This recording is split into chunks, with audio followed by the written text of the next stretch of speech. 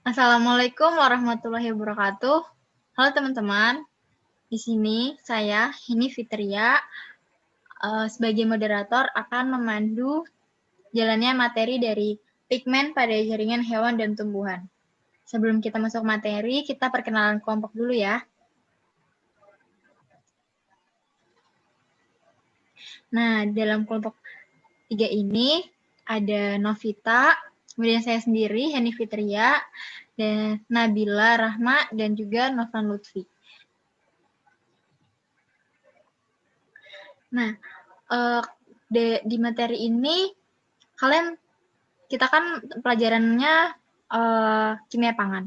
Kalian tentu pernah menjumpai makanan itu warna-warni ya. Warna merah, warna hijau. Nah, makanan ini memiliki warna itu karena kemampuannya itu berguna untuk berefleksi atau memancarkan jumlah energi yang berbeda pada panjang gelombang yang mampu merangsang retina mata. Jadi begitu kita ngelihat makanan yang warna-warni, itu biasanya langsung, ih cantik gitu, pengen beli, kayak gitu. Nah, kemudian di sini ada pigmen. Pigmen di sini adalah zat alami dalam sel dan jaringan tumbuhan dan hewan yang menyebar warna. Jadi pigmen di sini berguna untuk menyebar warnanya. Nah, warna sendiri adalah zat yang memberi warna pada bahan. Sementara dalam industri makanan di Amerika Serikat, warna adalah pewarna yang larut dalam air tingkat makanan disertai oleh Food and Drug Administration atau FDA AS. Nah, pewarna khusus ini dirujuk sebagai warna bersertifikat dan masing-masing diberi nomor makanan, obat, dan kosmetik.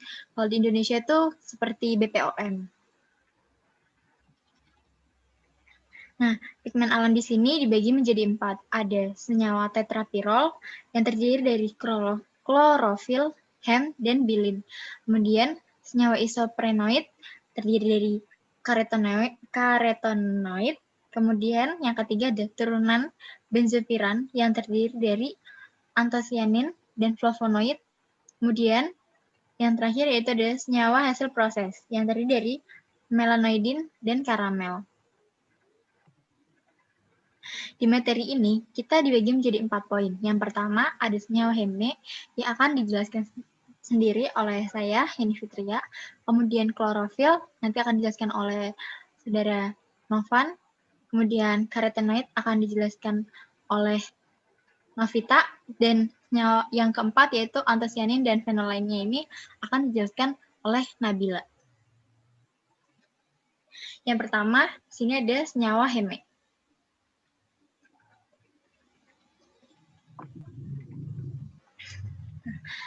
Senyawa ini adalah dari pigmen heme ini yang bertanggung jawab atas warna pada daging. Jadi kalau daging merah yang bertanggung jawab ini dari pigmen heme ini, karena pigmen tadi kan yang menyebarkan warnanya. Kemudian di dalamnya itu ada mioglobin. Mioglobin sini adalah pigmen primer dan hemoglobin. Terus pigmen daerah dan memiliki kepentingan sekunder. Mioglobin sendiri adalah protein globular yang terdiri dari rantai polipeptida tunggal. Massa molekulnya adalah 16,8 kD dan terdiri dari 153 asam amino.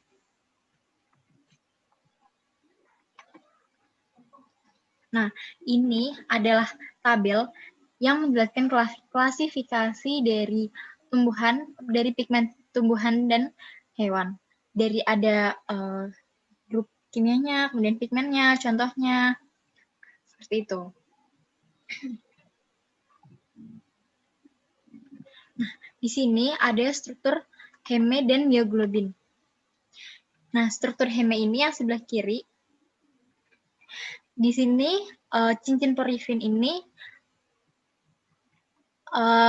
dibentuk oleh 4 cincin pirol yang disatukan dan dihubungkan ke atom besi pusat, di mana atom besi pusatnya itu adalah Fe. Ya, Fe itu atom pusatnya.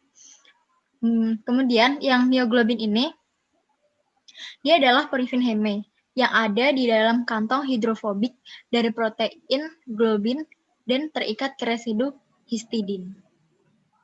Nah, atom besi yang terletak di pusat yang ditunjukkan ini memiliki 6 situs koordinasi, di mana 4 diantaranya yang ditempati oleh atom nitrogen dan cincin tetrapirol. Kondisi kelima situs terkait oleh residu histidin dari globin meninggalkan situs ke-6 yang tersedia untuk kompleks atom elektronegatif yang disumbangkan oleh berbagai ligan. Kemudian, pigmen daging yang diawetkan. Nah, dalam pembuatannya, sebagian besar daging yang diawetkan nitrat atau nitrit di sini ditambahkan untuk meningkatkan warna dan rasa, dan juga menghambat Clostridium. Reaksi spesifik ini yang bertanggung jawab atas warna merah muda pada daging yang diawetkan. Next.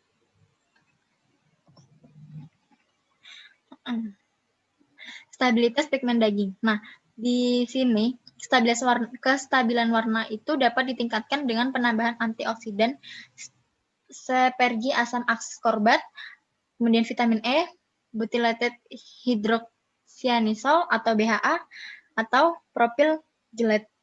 Nah, faktor biokimia lainnya itu yang dapat menstabiliskan pigmen daging itu seperti laju oksigen sebelum penyembelihan, kemudian aktivitas dari MMB, kemudian di situ MMB reduksi di mana dapat mempengaruhi stabilitas warna daging segar.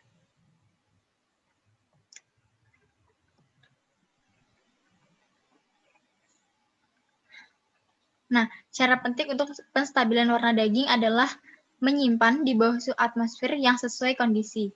Penggunaan MAP ini dapat memperpanjang waktu penyimpanan daging. Teknik ini membutuhkan penggunaan film kemasan dengan permeabilitas gas rendah.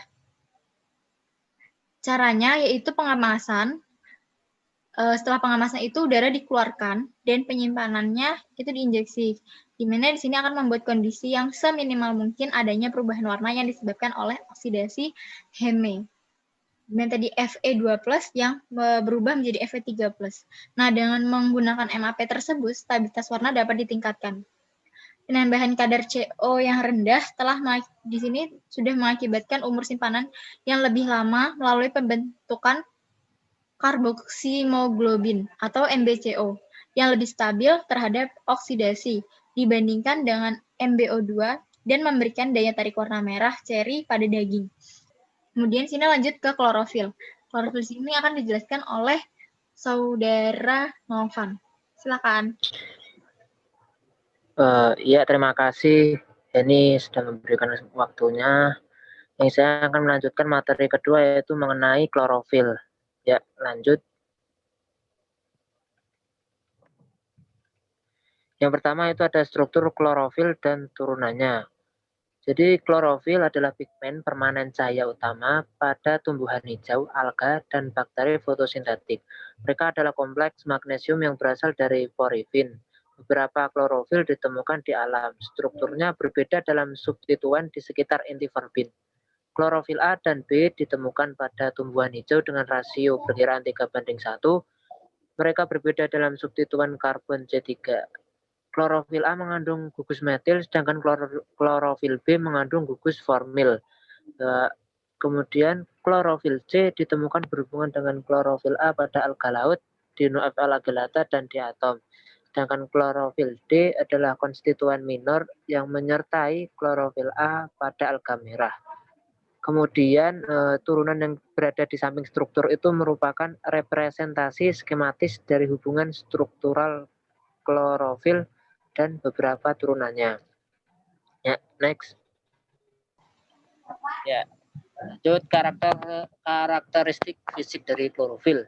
Jadi klorofil terletak di lamelia organel antar tumbuhan hijau atau disebut juga dengan kloroplas. Mereka terkait dengan karotenoid, lipid, dan lipoprotein. Identifikasi klorofil dan turunannya sebagian besar didasarkan pada karakteristik penyerapan cahaya tambak seperti yang terlihat pada slide tersebut. Spektrum terlihat dari klorofil A dan B dan turunannya dicirikan oleh pita serapan cahaya tajam antara 600 dan 700 nanometer di daerah merah dan antara 400 dan 500 nanometer di daerah biru.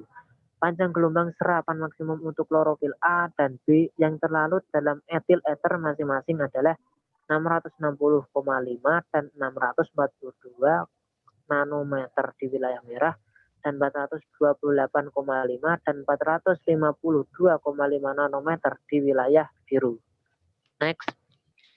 Jadi selanjutnya itu ada perubahan klorofil. Jadi perubahan klorofil disebabkan oleh 3 hal, yaitu yang pertama ada enzimatis. Klorofilase adalah satu-satunya enzim yang diketahui dapat mengkatalisis degradasi klorofil. Ia mengkatalisis pembelahan fetol dari klorofil dan turunan bebas Mg pheophitins, masing-masing membentuk klorofilida dan pheobarbites.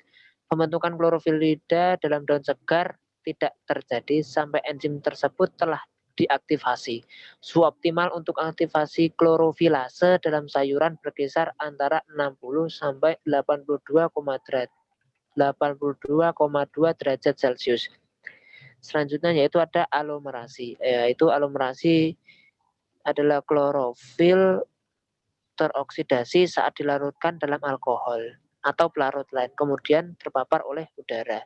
Dan yang terakhir ada fotodegradasi. Klorofil dilindungi dari kerusakan oleh cahaya selama fotosintesis dalam sel tumbuhan yang sehat dan yang di sekitarnya dikelilingi oleh karotenoid dan lipid.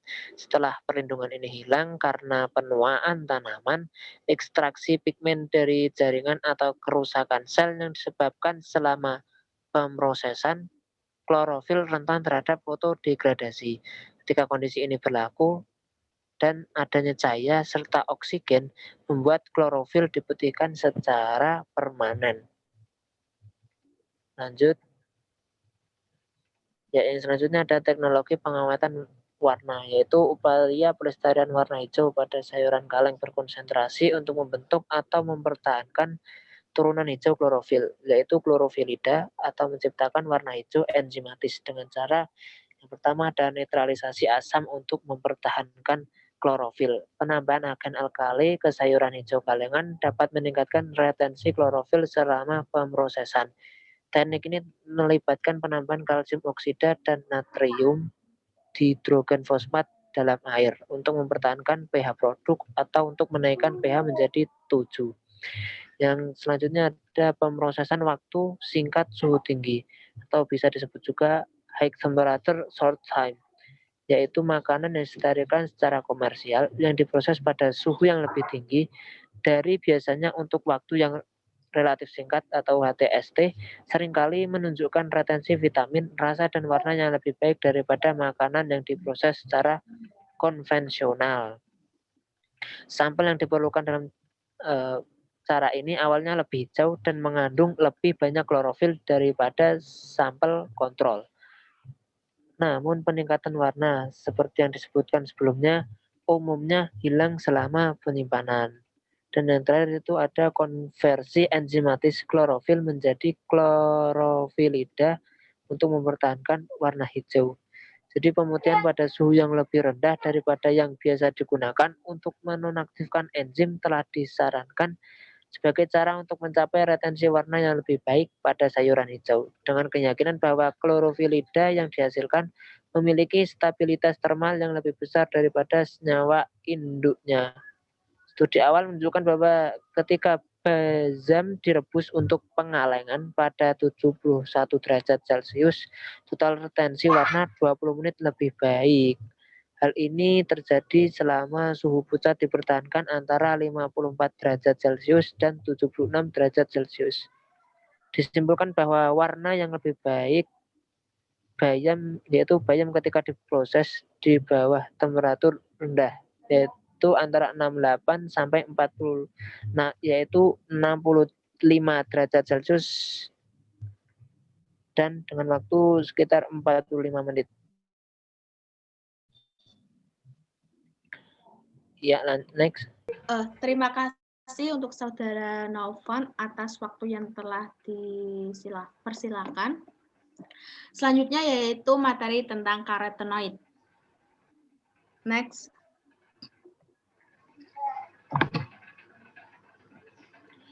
Karotenoid merupakan pigmen alami berwarna kuning, orange, dan merah yang terdapat pada makanan dan minuman. Karotenoid ini tersebar luas pada tumbuhan, ganggang, jamur, kamir, dan bakteri, baik pada jaringan fotosintesis maupun pada jaringan non-fotosintesis. Karotenoid itu sendiri terdistribusi luas, memiliki struktur yang berbeda-beda dan fungsi yang beraneka ragam. Di alam terdapat lebih dari 600 jenis karotenoid yang telah diisolasi dan dikelompokkan. Rangka utama karotenoid adalah 8 unit isoprena. Untuk struktur isoprena bisa kalian lihat di slide yang telah kami sediakan di kanan atas ini. Dan untuk jenis karotenoid itu sendiri, salah satunya yaitu ada lycopena dan juga beta karoten. Untuk strukturnya juga kita udah sediakan di slide ini, di mana untuk lycopena adalah tetrapena simetris yang dirangkai dari 8 unit isoprena. Beta karoten terdiri dari 8 unit isoprena yang bersiklus di setiap ujung dari rangkaian. Next. Karotenoid merupakan lipid sehingga pigmen ini bersifat liposoluble, larut dalam lemak, dan pelarut nonpolar. Pigmen yang termasuk dalam karotenoid adalah karoten pada buah-buahan yang kuning dan merah, likopen yang dapat kita temukan pada buah tomat, dan kapsatin dapat kita temukan pada cabai merah. Pada tumbuhan hijau, karotenoid tidak terlihat karena tertutupi oleh klorofil tumbuhan yang lebih dominan. Karotenoid dapat dikelompokkan menjadi 2 golongan besar, yaitu karotenoid hidrokarbon tidak jenuh sebagai karoten dan turunan karoten teroksigenasi yang disebut sebagai xanthofil. Next. Nah, ini merupakan tabel dari karoten dan juga xanthofil. Untuk karoten itu sendiri ada jenis alfa karoten yang kita mudah temukan pada wortel, jeruk, tomat, pis, sayuran, dan buah lainnya. Untuk beta karoten minyak kelapa sawit, lycopena pada tomat, wortel, jeruk, sitrun, apikrot, semangka, lada hijau. Dan sementara untuk xanthofil itu sendiri ada zeaxanthin itu pada bayam, jagung, lada hijau. Dan selanjutnya bisa kalian baca sendiri pada tabel di slide yang telah kami sediakan. Oke, next. Nah, untuk sifat fisika kimia karotenoid ini yaitu untuk sifat fisikanya ada lipofilik. Yang kedua, dalam larutan yang mengandung air akan membentuk agregat yang menempel di permukaan larutan encer. Yang ketiga, larutan dalam pelarut nonpolar seperti heksan. Dan sementara untuk sifat kimia dari karotenoid itu sendiri, banyaknya ikatan rangkap menjadi penyebab molekul karotenoid peka atau reaktif terhadap molekul O2 dan sinar sehingga menjadi antioksidan. Sementara untuk sifat biologis dari karotenoid itu sendiri, yaitu yang pertama sebagai provitamin, jenis dari karotenoid itu sendiri ada di beta alfa karoten dan juga beta zeaxanthin. Yang kedua adalah sebagai antioksidan, ini dapat ditemui pada semua jenis karotenoid. Yang ketiga sebagai senyawa membantu kekebalan tubuh, dapat ditemukan di beta karoten. Yang keempat ada melindungi kulit tubuh, dapat ditemukan di beta karoten dan juga lycopena. Dan yang terakhir melindungi jaringan muda, dapat ditemukan di lutein dan juga zeaxanthin. Oke, next. Nah, karotenoid ini ada dua, yaitu karotenoid alami dan juga karotenoid sintesis. Untuk karotenoid alami, ekstrak alami pewarna pangan dari karotenoid seperti anato, saffron, paprika, kulit jeruk, tomat, wortel, dan juga lain sebagainya. Untuk pewarna alami karoten seperti ekstrak oleosin paprika, xanthofil, kapsatin.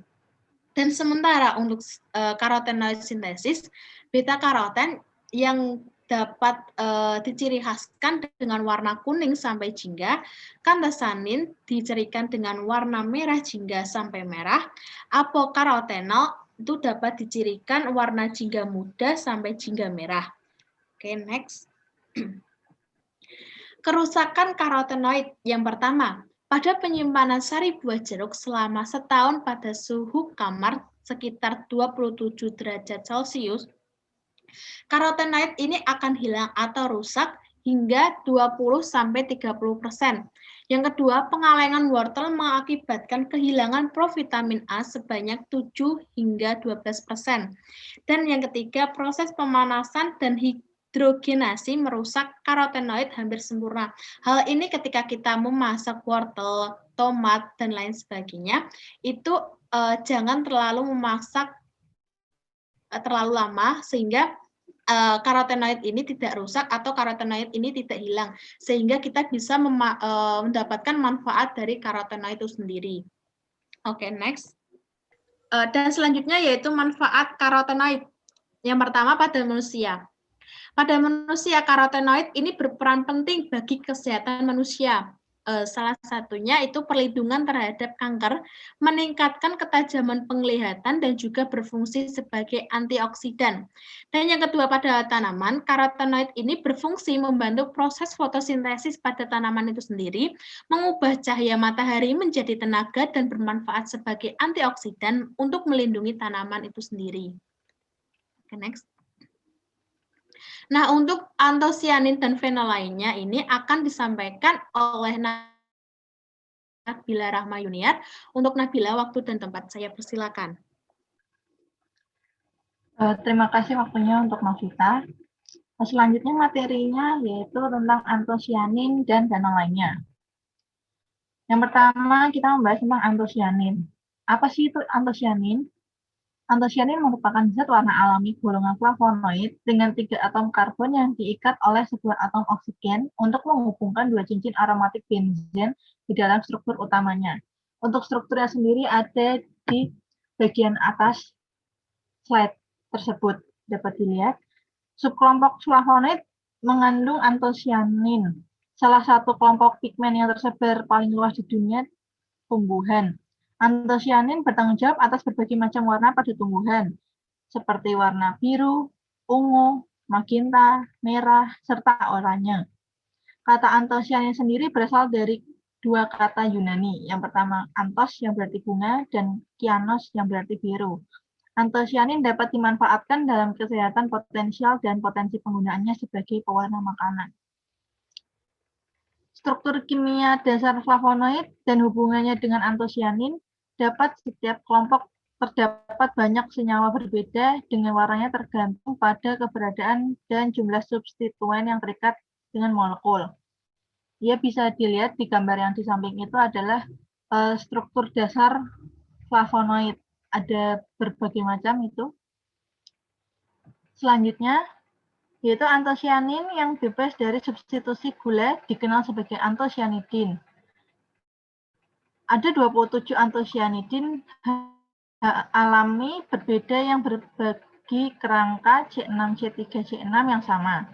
Tetapi hampir 90% berasal dari 6 aglikon, yaitu cyanidin, delphinidin, malvidin, pelargonidin, peonidin, dan petunidin, yang umumnya terjadi pada makanan.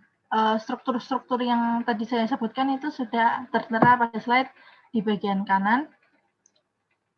Antosianidin ini kurang larut dalam air dibandingkan dengan glikosida yang sesuai atau antosianin dan cenderung sangat tidak stabil. Selanjutnya, ada warna dan stabilitas antosianin.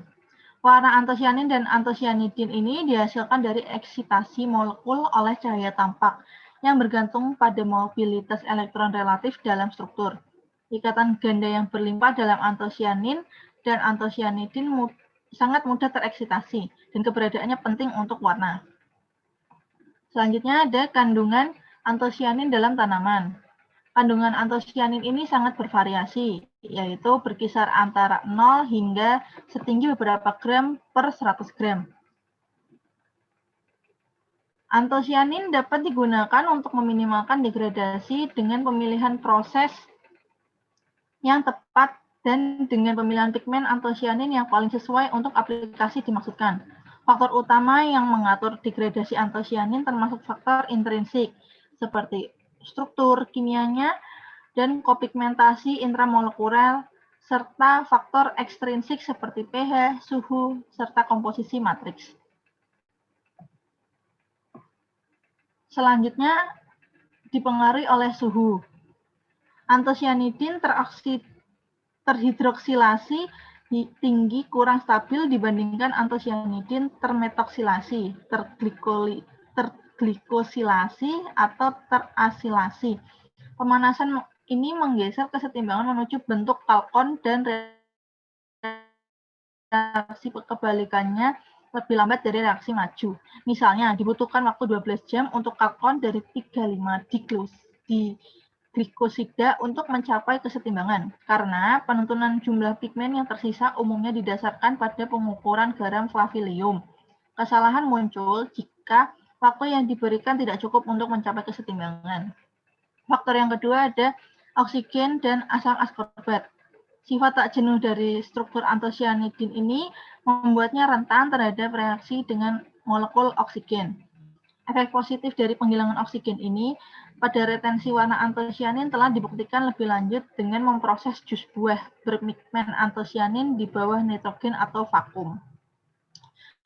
Asam askorbat dapat dalam berbagai buah dan sayuran, juga ditambahkan ke berbagai makanan sebagai zat asam dan untuk meningkatkan nilai gizi suatu produk.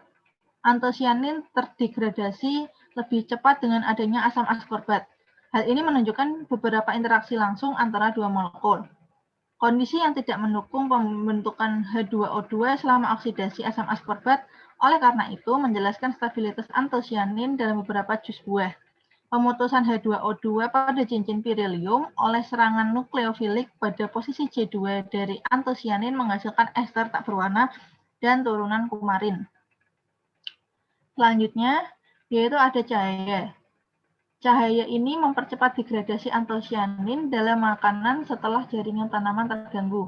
Efek merugikan ini telah dibuktikan dalam beberapa jus buah dan anggur merah. Dalam wine, telah ditentukan bahwa diglosida terasilasi dan termetoksilasi lebih stabil daripada diglosida non-asilasi. Selanjutnya yaitu ada gula dan produk degradasinya. Gula pada konsentrasi tinggi seperti yang ditemukan dalam pengawet buah dapat menstabilkan antosianin. Efek ini diyakini sebagai akibat dari penurunan aktivitas air. Selanjutnya yaitu ada logam. Komponen logam antosianin umum ditemukan di dunia tumbuhan dan memperluas spektrum warna bunga. Banyak dari warna biru bunga yang indah itu disebabkan oleh kompleksitas antosianin dan logam. Selanjutnya ada kopigmentasi. Antosianin diketahui dapat mengembun dengan sendirinya atau bisa dikenal sebagai kopigmentasi intramolekuler dan senyawa organik lainnya, atau kopigmentasi ekstramolekul. Kompleks yang lemah dapat dibentuk dengan protein, tanin, flavonoid lain, serta polisakarida. Meskipun sebagian besar senyawa ini sendiri tidak berwarna, senyawa ini dapat termodulasi warna antosianin.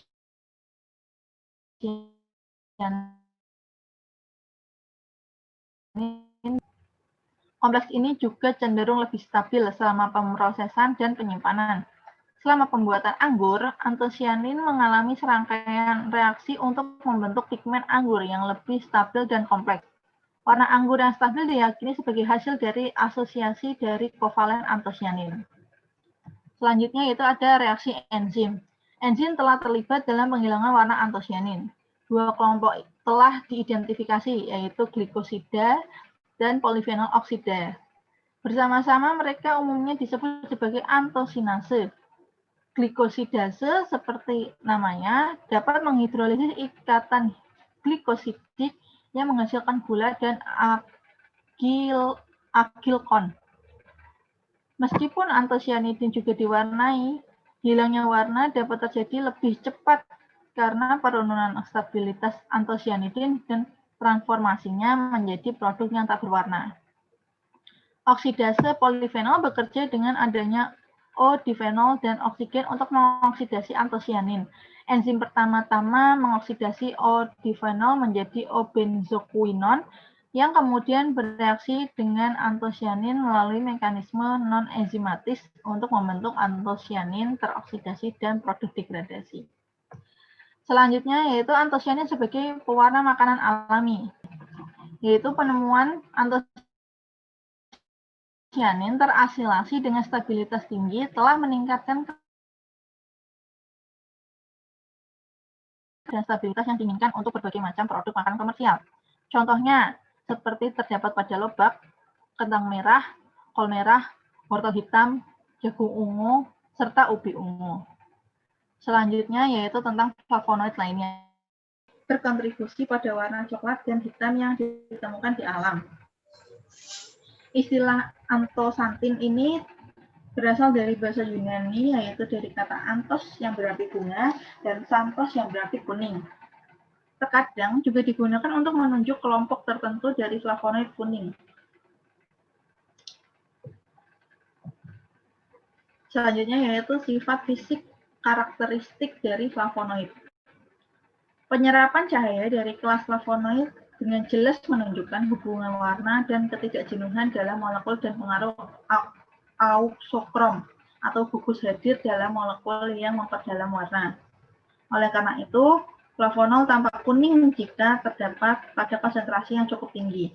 Seperti yang disebutkan sebelumnya, flavonoid dapat terlibat dalam kopigmentasi dan kejadian ini berdampak besar pada banyak warna di alam. Selain itu, flavonoid seperti antosianin adalah pengkhianat logam. Selanjutnya adalah pentingnya dalam makanan. Flavonoid Na memberikan kontribusi terhadap warna dalam makanan. Namun, warna pucatnya sebagian besar flavonoid Na membatasi kontribusinya secara keseluruhan. Warna putih pada sayuran seperti kembang kol, bawang merah, dan kentang sebagian besar disebabkan oleh flavonoid Na. Tetapi kontribusinya terhadap warna melalui kopigmentasi ini lebih penting. Selanjutnya ada proantosianidin. Senyawa ini tidak berwarna. Mereka memiliki kemiripan struktural dengan antosianidin. Mereka dapat diubah menjadi produk berwarna selama pemrosesan makanan.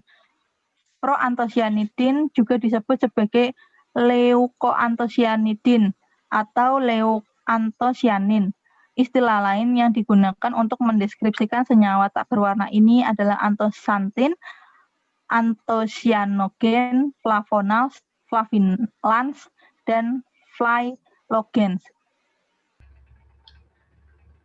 Selanjutnya yaitu ada tanin.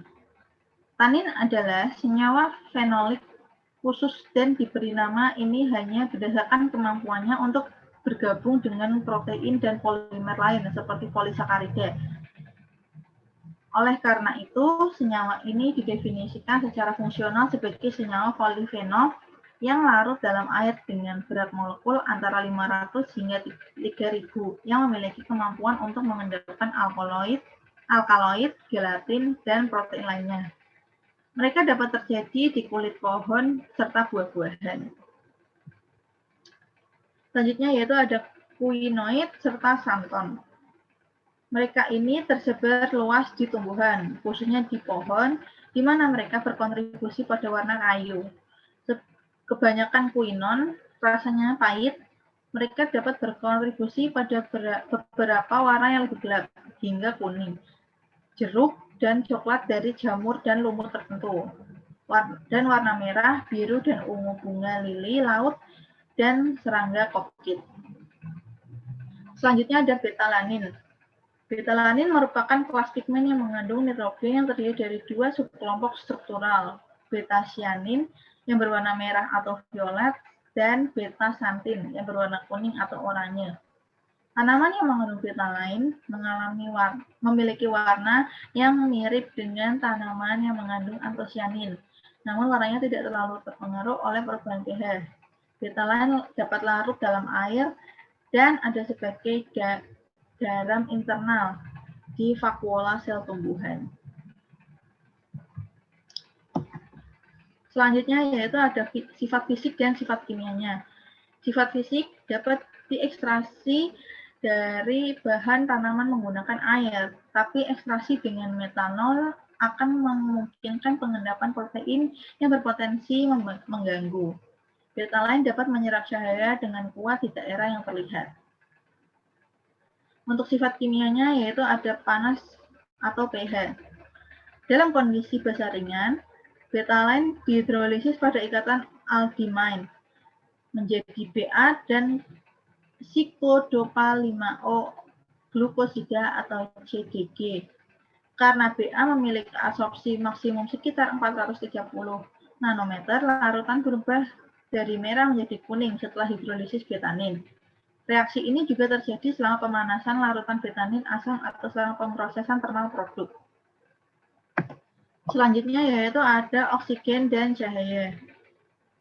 Oksigen bagian atas bit kalengan telah lama diketahui dapat mempercepat hilangnya pigmen dalam larutan yang mengandung oksigen berlebih molar dibandingkan betanin. Kehilangan betanin ini mengikuti kinetika orde pertama. Degradasi betanin menyimpang dari kinetika orde pertama ketika konsentrasi oksigen molar direduksi mendekati betanin. Dengan tidak adanya oksigen, stabilitas ditingkatkan. Oksigen molekuler telah terlibat sebagai agen aktif dalam degradasi oksidatif betanin. Karena betalain rentan terhadap oksidasi, senyawa ini juga dapat senyawa ini juga merupakan antioksidan yang efektif. Selanjutnya yaitu ada enzimatis, yaitu dengan peroksidase hadir dalam bit merah dan dapat mengkatalisis degradasi oksidatif betalain. Peroksidase telah terbukti dapat menurunkan beta-cyanin lebih cepat daripada beta-xanthin. Cukup sekian penjelasan atas antosianin dan flavonoid lainnya. Saya kembalikan ke moderator. Terima kasih kepada teman-teman semua telah menyampaikan materi dengan baik. Sekian dari kelompok kami. Mohon maaf apabila ada kesalahan dalam penyampaian. Terima kasih. Wassalamualaikum warahmatullahi wabarakatuh.